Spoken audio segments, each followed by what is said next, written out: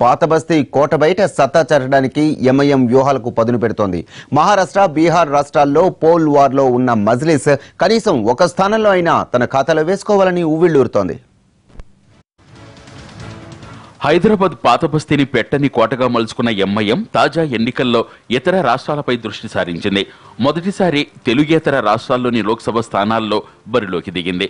2014 ఎన్నికల్లో ఓవైసీ సోదరులు ఉమ్మడి ఆంధ్రప్రదేశ్లో 5 లోక్సభ స్థానాల్లో పోటీ పడిన హైదరాబాద్లో మాత్రమే జెండా ఎగరేయగలిగారు.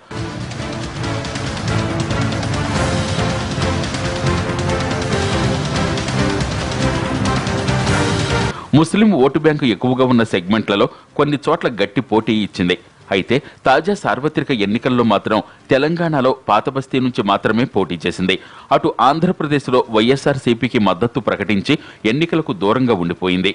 అయితే గత కొంతకాలం నుంచి పార్టీని ఇతర రాష్ట్రాల్లోనూ విస్తరించే కార్యక్రమాలు ముమ్మరంగా చేస్తున్నారు ఓవైసీ సోదరులు.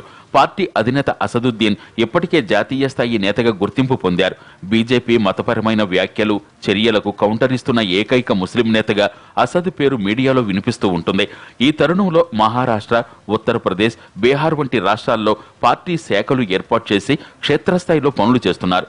2014లో మహారాష్ట్రలో జరిగిన శాసనసభ ఎన్నికల్లో 25 మంది అభ్యర్థుల్ని మోహరించి రెండింట జెండా ఎగరేయగలిగింది kite party.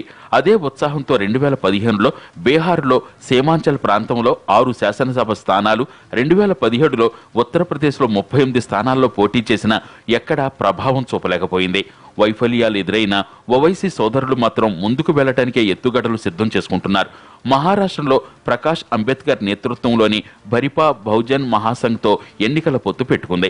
Aurangabad central MLA Imtiaz జలీల్ను Aurangabad Lok Sabha స్థానం నుంచి బరిలో నిలబెట్టింది. బీహార్ రాష్ట్రంలో ఎంఐఎం అధ్యక్షుడు అఖ్తరుల్ ఇమామ్ను కిషన్గంజ్ నుంచి అభ్యర్థిగా నిలబెట్టింది. అసదుద్దీన్ ఆయా ప్రాంతాల్లో విస్తృతంగా తిరుగుతూ అభ్యర్థులను గెలిపించుకునేందుకు ప్రయత్నిస్తున్నారు.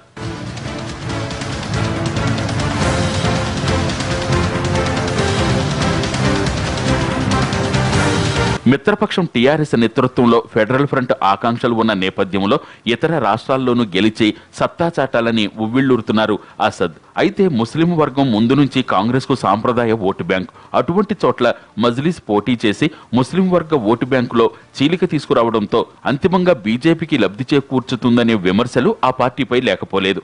ఎవరి వాదనలు ఎలా ఉన్నా అక్కడి ఓటర్లు ఎంతవరకు మజ్లిస్ పార్టీని ఆదరిస్తారో చూడాలి.